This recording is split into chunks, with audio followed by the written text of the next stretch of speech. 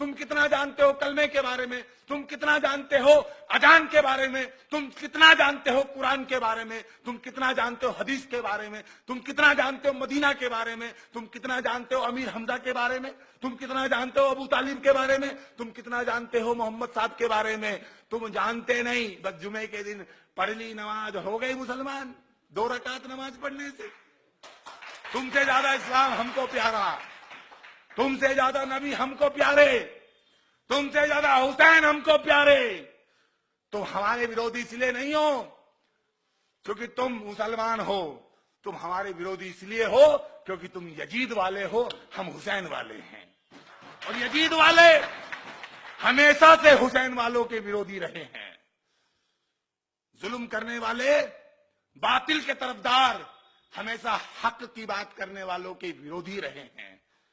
जो मोहम्मद साहब को भी कह देते थे कि हिजान हो गया, वो कह रहे थे कि लाओ मैं लिख के दूं कि मेरे बाद कौन खलीफा, लाओ मैं लिख के दूं कि मेरे बाद कौन खलीफा। कहा कि नहीं कुरान काफी है, नहीं कुरान काफी है।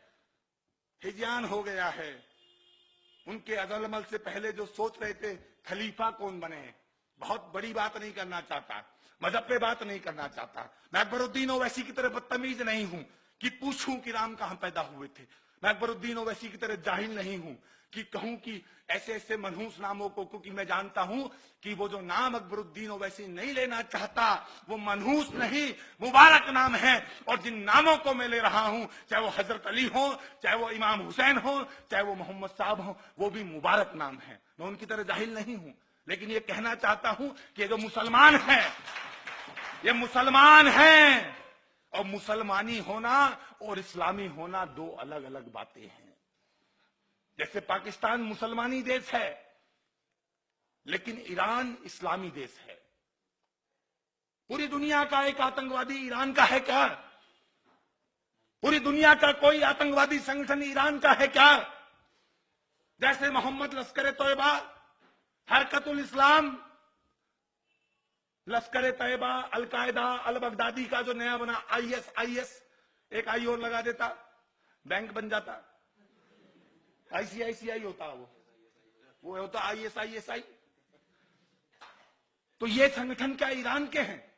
क्योंकि ईरान जो देश है वो इस्लाम के अनुसार चलता है, और बाकी जो है सब ये सिर्फ मुसलमानी है। सिर पे टोपी रखी, सुन्नती खत रखा, 2 इंच पजामा ऊपर, और कहने लगे कि हम मुसलमान, हम मुसलमान।